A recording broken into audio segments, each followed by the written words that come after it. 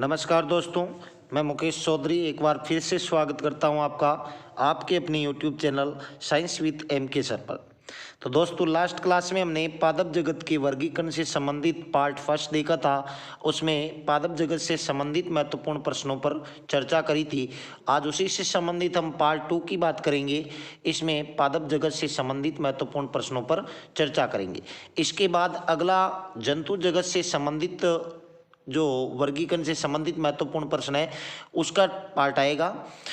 तो दोस्तों, वीडियो अच्छा लगे तो आप लाइक और शेयर कीजिएगा, और जो भी इस चैनल पर नए हैं वो चैनल को सब्सक्राइब करके बेल आइकन को दबा लें ताकि अगली वीडियो का नोटिफिकेशन आप तक सबसे पहले पहुंच सके। और हाँ दोस्तों, अगर आप इसकी PDF प्राप्त करना चाहते हो या शिक्षा जगत से जुड़ी लेटेस्ट जानकारियाँ प्राप्त करना चाहते हो तो हमारे टेलीग्राम ग्रुप को भी ज्वाइन कर सकते हो। तो चलिए दोस्तों, हम बात करते हैं पादप जगत के वर्गीकरण से संबंधित महत्वपूर्ण प्रश्नों पर। तो देखिएगा, पहला प्रश्न ये रहा आपके सामने। विषाणु माने जाते हैं, पहला ऑप्शन आपका सजीव पदार्थ, दूसरा निर्जीव पदार्थ, तीसरा सजीव और निर्जीव के बीच एक ट्रांजिशनल ग्रुप, और चौथा सजीव जो गुणन की शक्ति खो चुके हैं। तो जवाब दीजिएगा दोस्तों। इसका सही जवाब होगा आपका सजीव और निर्जीव के बीच एक ट्रांजिशनल ग्रुप, मतलब सजीव और निर्जीव को जोड़ने वाली जो कड़ी होती है उसी को माना जाता है विषाणु। चलिए अगला प्रश्न देखिएगा। ये रहा अगला प्रश्न आपके सामने। निम्न में से किसमें एंजाइम्स नहीं होते हैं? तो पहला ऑप्शन आपका शैवाल, दूसरा विषाणु, तीसरा लाइकेन और चौथा जीवाणु। तो किसमें एंजाइम नहीं पाए जाते? जवाब दीजिएगा दोस्तों। इसका सही जवाब होगा आपका विषाणु में। विषाणु के अंदर एंजाइम नहीं पाए जाते। चलिए अगला प्रश्न देखिएगा। TMV शब्द संबंधित है, TMV का संबंध किससे है? पहला ऑप्शन आपका जीवोत्पत्ति से, दूसरा जैव विकास से, तीसरा विषाणु से और चौथा विषाणु के प्रजनन से। तो जवाब दीजिएगा दोस्तों, TMV शब्द का संबंध किससे है? तो यहाँ पर आपका सही जवाब होगा विषाणु से। देखो, TMV का पूरा नाम होता है तंबाकू मोजेक वायरस। TMV का पूरा नाम है तंबाकू मोजेक वायरस, तंबाकू मोजेक वायरस। तो TMV जो शब्द है वो आपके वायरस मतलब विषाणु से संबंधित है। चलिए अगला प्रश्न देखिएगा।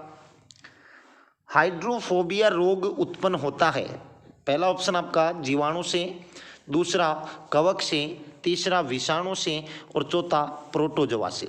तो जवाब दीजिएगा दोस्तों, हाइड्रोफोबिया रोग किससे उत्पन्न होता है? तो हाइड्रोफोबिया रोग होता है आपके वायरस मतलब विषाणु से। और हाइड्रोफोबिया जो होता है जिसको अपन जल भीति रोग भी कहते हैं, और ये रेबडो वायरस के कारण उत्पन्न होता है। कौन से वायरस के कारण? Rhabdo virus. और हाइड्रोफोबिया की बीमारी जो होती है ये पागल कुत्ते के काटने से होती है। किसके काटने से? पागल कुत्ते के काटने से। पागल कुत्ते के काटने से इसका संक्रमण होता है, और ये रेबडो वायरस से फैलने वाली बीमारी है, और ये विषाणु से होती है। चलिए अगला प्रश्न देखिएगा।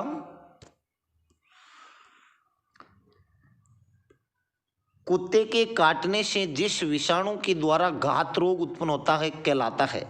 पहला ऑप्शन आपका मम्स, दूसरा हाइड्रोफोबिया, तीसरा पीलिया और चौथा चेचक। तो जवाब दीजिएगा दोस्तों, इसका सही जवाब होगा आपका हाइड्रोफोबिया। अभी बताया था कुत्ते के काटने से होने वाली बीमारी का नाम हाइड्रोफोबिया। चलिए अगला प्रश्न देखिएगा।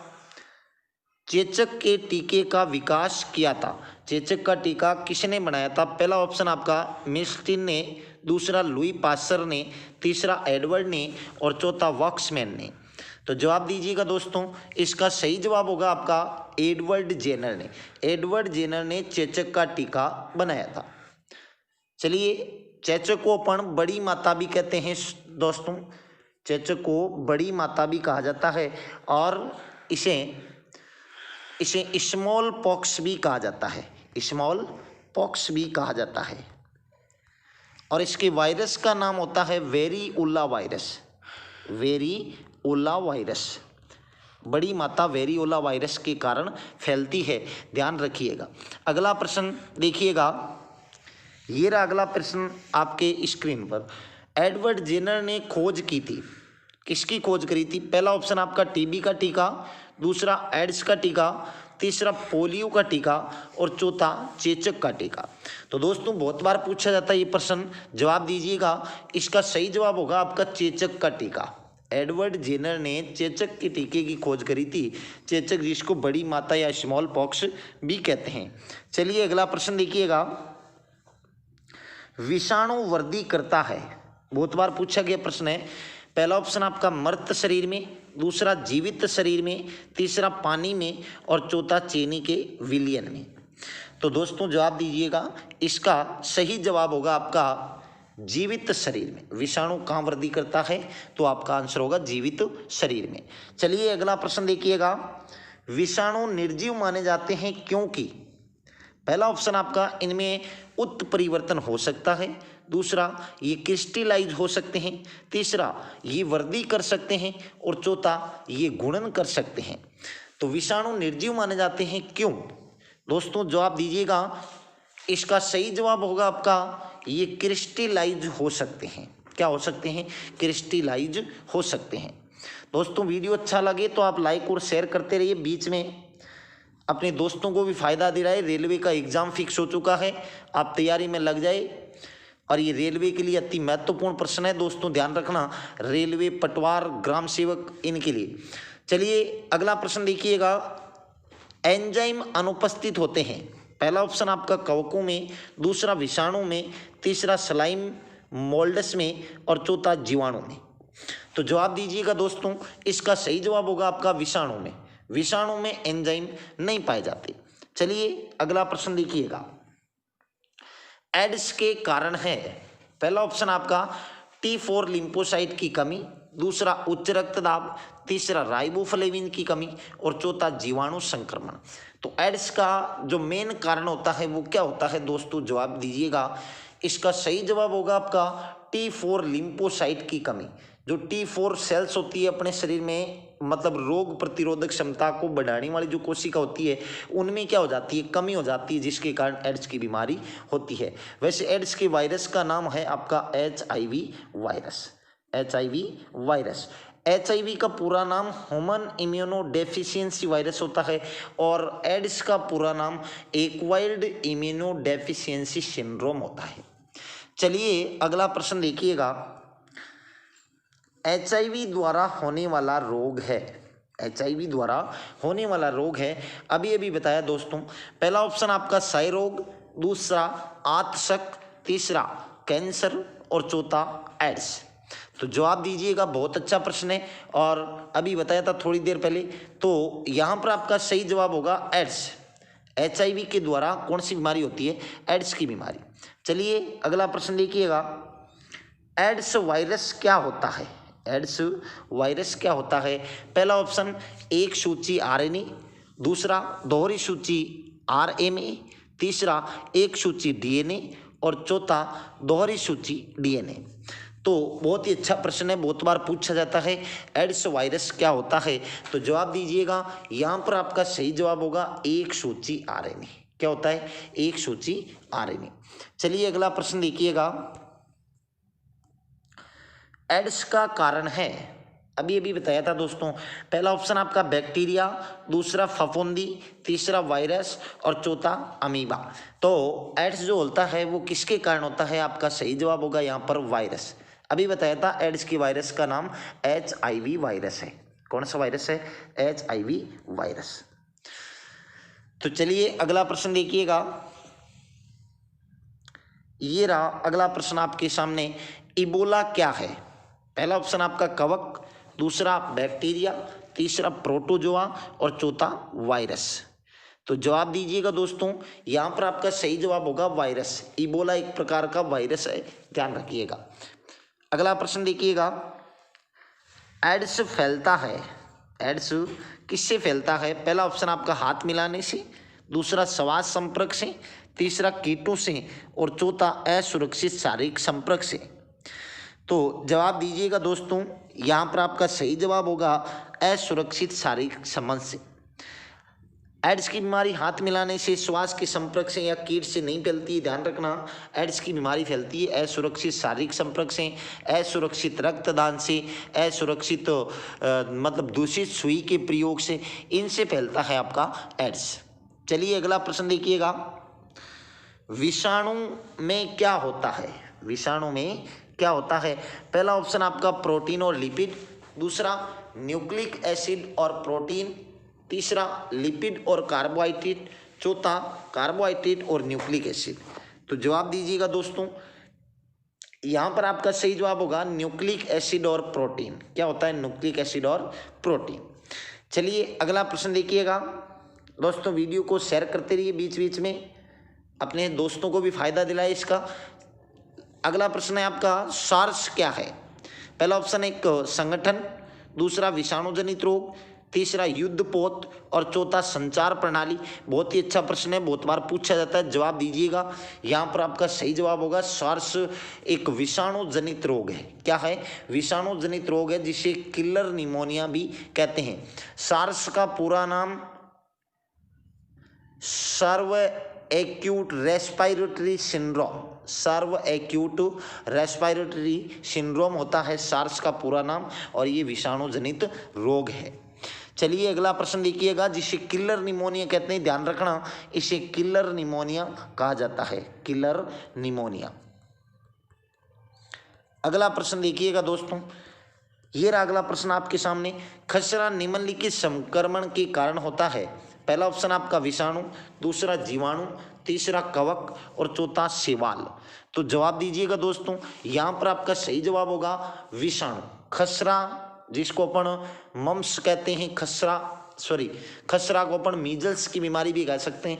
तो खसरा जो रोग होता है ये आपके विषाणु से होता है। चलिए अगला प्रश्न देखिएगा, निम्न में से कौन सा रोग विषाणु के कारण होता है? पहला ऑप्शन आपका चेचक, दूसरा यक्ष्मा, तीसरा मलेरिया और चौथा हैजा। तो जवाब दीजिएगा दोस्तों, यहाँ पर आपका सही जवाब होगा चेचक। बड़ी माता रोग विषाणु के कारण फैलती है। यक्ष्मा जिसको अपन टीबी कहते हैं, तपेदी कहते हैं, ये जीवाणु से होती है, ध्यान रखना। मलेरिया प्रोटोजोआ से होता है, मलेरिया प्रोटोजोआ से होता है। और हैजा जिसको कोलेरा रोग भी कहा जाता है, हैजा को कहते हैं कोलेरा, ये जीवाणु से होता है। किससे होता है? जीवाणु से। ध्यान रखना, चेचक की बीमारी या बड़ी माता रोग आपका वायरस से फैलता है। चलिए अगला प्रश्न देखिएगा, बहुत ही अच्छा प्रश्न है, बहुत बार पूछा जाता है, जंतुओं में होने वाली फुट एंड माउथ रोग किसके कारण उत्पन्न होता है? पहला ऑप्शन आपका जीवाणु, दूसरा कवक, तीसरा प्रोटोजोआ और चौथा विषाणु। तो जवाब दीजिएगा दोस्तों, यहाँ पर आपका सही जवाब होगा विषाणु वायरस के कारण। विषाणु या वायरस के कारण जंतुओं में फुट एंड माउथ रोग हो जाता है। चलिए अगला प्रश्न देखिएगा, आलू में मोजेक रोग का कारक तत्व क्या है? बहुत बार पूछा जाता है, ये भी प्रश्न अच्छा है। तो पहला ऑप्शन आपका विषाणु, दूसरा जीवाणु, तीसरा फफूंदी और चौथा शैवाल। तो जवाब दीजिएगा दोस्तों, यहाँ पर आलू में मोजेक रोग जो होता है वो किसके कारण होता है? तो आपका सही जवाब होगा यहाँ पर विषाणु मतलब वायरस के कारण। चलिए अगला प्रश्न देखिएगा, वनस्पति विज्ञान की वह शाखा जिसमें शैवालों का अध्ययन किया जाता है क्या कहलाती है? पहला ऑप्शन आपका वर्गीकी, दूसरा माइकोलॉजी, तीसरा सूक्ष्म जैविकी और चौथा फाइकोलॉजी। तो जवाब दीजिएगा दोस्तों, यहाँ पर आपका सही जवाब होगा फाइकोलॉजी। क्या होगा? फाइकोलॉजी। शैवालों के अध्ययन को अपन फाइकोलॉजी कहते हैं। और माइकोलॉजी ये होता है कवक या फफूंद का अध्ययन। किसका होता है? कवक या फफूंद के अध्ययन के विज्ञान को कहते हैं माइकोलॉजी। चलिए अगला प्रश्न देखिएगा, शैवालों की कोशिका भित्ति किसकी बनी होती है? पहला ऑप्शन आपका काइटिन, दूसरा सुवेरिन, तीसरा सेल्यूलोज और चौथा क्यूटीन। तो जवाब दीजिएगा, बहुत अच्छा प्रश्न है, इसका सही जवाब होगा आपका सेल्यूलोज। किसकी बनी होती है? सेल्यूलोज की बनी होती है शैवालों की कोशिका भित्ति। चलिए अगला प्रश्न देखिएगा, हाइड्रा की स्त्रावी कोशिकाओं में कौन सा सहजीवी शैवाल मिलता है? पहला ऑप्शन आपका यूक्लोरेला, दूसरा नोस्टोक, तीसरा यूलोथ्रिक्स और चौथा स्पाइरोगाइरा। तो हाइड्रा की स्त्रावी कोशिकाओं में कौन सा सहजीवी शैवाल मिलता है? जवाब दीजिएगा दोस्तों। यहाँ पर आपका सही जवाब होगा यूक्लोरेला। क्या होगा? यूक्लोरेला। चलिए अगला प्रश्न देखिएगा। सरगासो समुद्र का नाम पड़ा, किसके नाम पर पड़ा था? पहला ऑप्शन आपका कवकों के कारण, दूसरा आवर्तबीजियों के कारण, तीसरा शैवालों के कारण और चौथा ब्रायोफाइटा के कारण। तो सरगासो समुद्र का नाम किसके नाम पर पड़ा था? जवाब दीजिएगा दोस्तों। यहाँ पर आपका सही जवाब होगा शैवालों के कारण। किसके कारण?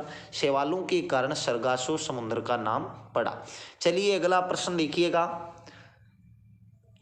गलगंड रोग से बचा जा सकता है और कुछ समुद्री खरपतवार खाने से इसका इलाज होता है क्योंकि इसमें प्रचुर मात्रा में होता है। पहला ऑप्शन आपका सल्फर, दूसरा आयोडीन, तीसरा कैल्शियम और चौथा फॉस्फोरस। तो गलगंड रोग से कैसे बचा जा सकता है? किसकी पूर्ति करके अपन गलगंड रोग से बच सकते हैं? तो यहाँ पर आपका सही जवाब होगा आयोडीन। क्या होगा? आयोडीन पाया जाता है आपके इसके समुद्री जो खरपतवार होते हैं इनमें प्रचुर मात्रा में। चलिए अगला प्रश्न देखिएगा। किस शैवाल से आयोडीन प्राप्त होती है? पहला ऑप्शन आपका एक्टोकार्पस, दूसरा लेमिनेरिया, तीसरा ओडोगोनियम और चौथा यूलोथ्रिक्स। तो किस शैवाल से आयोडीन प्राप्त होती है? अच्छा प्रश्न है दोस्तों, पूछा जाता है। इसका सही जवाब होगा लेमिनेरिया। कौन सा शैवाल? लेमिनेरिया नामक शैवाल से आयोडीन प्राप्त होती है। चलिए अगला प्रश्न देखिएगा। कैल्प प्राप्त होता है? पहला ऑप्शन आपका समुद्री शैवालों से, दूसरा लाइकेन से, तीसरा शैवालों से और चौथा जलीय शैवालों से। तो कैल्प किससे प्राप्त होता है? जवाब दीजिएगा। यहाँ पर आपका सही जवाब होगा समुद्री शैवालों से। किससे प्राप्त होता है? समुद्री शैवालों से। चलिए अगला प्रश्न देखिएगा। निम्न में से कौन सा स्वपोषित है? पहला ऑप्शन आपका तितली, दूसरा शैवाल, तीसरा मशरूम और चौथा टिड्डा। तो जवाब दीजिएगा दोस्तों, कौन सा स्वपोषित है इसमें से? तो आपका सही जवाब होगा शैवाल। शैवाल जो होते हैं वो स्वपोषित होते हैं, स्वपोषी होते हैं, अपना भोजन खुद बनाते हैं। चलिए अगला प्रश्न देखिएगा। निम्न में से कौन सा एक जीव चावल की फसल के लिए जैव उत्प्रेरक का कार्य करता है? पहला ऑप्शन आपका नील हरित शैवाल, दूसरा राइजोबियम स्पीशीज, तीसरा कवक मूल कवक और चौथा एजेटोबैक्टर। तो बहुत ही अच्छा प्रश्न है, जवाब दीजिएगा। चावल की फसल के लिए जैव उत्प्रेरक का कार्य कौन करता है? तो आपका सही जवाब होगा यहाँ पर नील हरित शैवाल। कौन? नील हरित शैवाल। चलिए अगला प्रश्न देखिएगा। अंतरिक्ष कार्यक्रमों में ऑक्सीजन की आपूर्ति को नियंत्रित करने के लिए प्रयुक्त किए जाने वाले एक कोशिकीय शैवाल का नाम क्या है? पूछा गया था रेलवे के अंदर, बहुत अच्छा प्रश्न है। पहला ऑप्शन आपका यूलोथ्रिक्स, दूसरा स्पाइरोगाइरा, तीसरा क्लोरेला और चौथा ओडोगोनियम। तो अंतरिक्ष कार्यक्रमों में ऑक्सीजन की आपूर्ति या नियंत्रित करने वाले एक कोशिकीय शैवाल का नाम क्या है? जवाब दीजिएगा दोस्तों। यहाँ पर आपका सही जवाब होगा क्लोरेला। क्या होगा? क्लोरेला जो शैवाल होता है ये अपने अंतरिक्ष कार्यक्रमों में ऑक्सीजन की पूर्ति को नियंत्रित करता है। चलिए अगला प्रश्न देखिएगा। लाल सागर का लाल रंग किसकी उपस्थिति के कारण होता है? पहला ऑप्शन आपका मोस, दूसरा शैवाल, तीसरा कवक और चौथा जीवाणु। तो लाल सागर का लाल रंग किसकी उपस्थिति के कारण है? जवाब दीजिएगा दोस्तों। यहाँ पर आपका सही जवाब होगा शैवालों के कारण। किसके कारण? शैवालों के कारण। चलिए अगला प्रश्न देखिएगा। ये रहा आपके सामने। एगार एगार किससे तैयार होता है? पहला ऑप्शन आपका शैवाल, दूसरा लाइकेन, तीसरा कवक और चौथा ब्रायोफाइटा। तो जवाब दीजिएगा दोस्तों। यहाँ पर एगार एगार किससे तैयार होता है? तो आपका सही जवाब होगा यहाँ पर शैवाल। क्या होगा? शैवाल से तैयार किया जाता है। चलिए अगला प्रश्न देखिएगा। वनस्पति जगत के गैर हरित विषम पोषित पौधे कौन से हैं, कौन से होते हैं? पहला ऑप्शन आपका एल्गी, दूसरा फंजाई, तीसरा मोसेस और चौथा फर्न। तो जवाब दीजिएगा वनस्पति जगत के गैर हरित विषम पोषित पौधे कौन से हैं? तो यहाँ पर आपका सही जवाब होगा फंजाई। क्या होगा? फंजाई। चलिए अगला प्रश्न देखिएगा, कवकों की कोशिका भित्ति किसकी बनी होती है? कवक जो होते हैं उनकी कोशिका भित्ति किसकी बनी होती है? पहला ऑप्शन आपका लिपिड्स, दूसरा सेल्यूलोज, तीसरा प्रोटीन और चौथा काइटिन व हेमी सेल्यूलोज। तो जवाब दीजिएगा, बहुत अच्छा प्रश्न है, बहुत बार पूछा जाता है। इसका सही जवाब होगा आपका काइटिन व हेमी सेल्यूलोज। काइटिन व हेमी सेल्यूलोज की बनी होती है कवकों की कोशिका भित्ति। चलिए अगला प्रश्न देखिएगा, ये रहा अगला प्रश्न आपके सामने, कवकों द्वारा रिजर्व संचित भोज्य पदार्थ किस रूप में संचित होते हैं?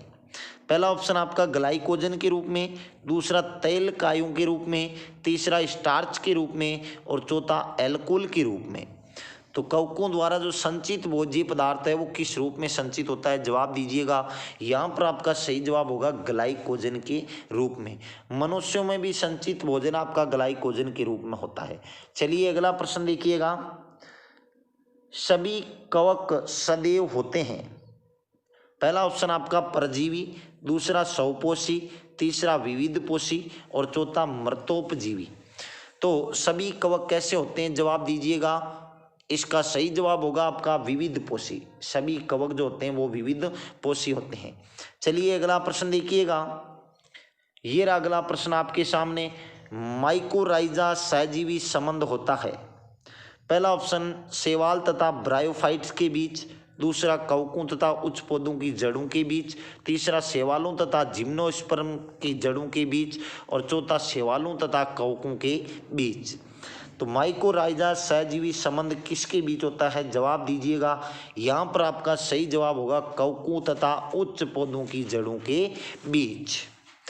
चलिए अगले प्रश्न की तरफ देखिएगा, अगला प्रश्न आपका लास्ट प्रश्न दोस्तों, ये 40वां प्रश्न है। यहाँ पर प्रिंटिंग में थोड़ी मिस्टेक हुई है, ये 40वां प्रश्न है लास्ट। वृक्षों की छालों पर उगने वाले कवक क्या कहलाते हैं? पहला ऑप्शन आपका कोर्टिकोल्स, दूसरा जूपिलस, तीसरा साक्सिकोल्स और चौथा क्रोपोपिल्स। तो जवाब दीजिएगा, वृक्षों की छाल पर उगने वाले कवक क्या कहलाते हैं? आपका सही जवाब होगा यहाँ पर कोर्टिसोल्स या कोर्टिकोल्स।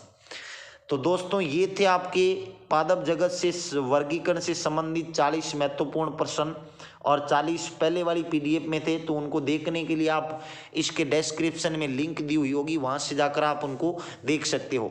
दोस्तों वीडियो अच्छा लगा हो तो लाइक और शेयर कर दीजिएगा, और जो भी इस चैनल पर नए आए हैं वो चैनल को सब्सक्राइब जरूर कर लीजिएगा। तो फिर मिलते हैं दोस्तों अगली क्लास में। अगली क्लास लेके आएंगे हम जंतु जगत के वर्गीकरण से संबंधित महत्वपूर्ण प्रश्नों की। तो फिर मिलेंगे अगली क्लास में, तब तक के लिए जय हिंद, नमस्कार।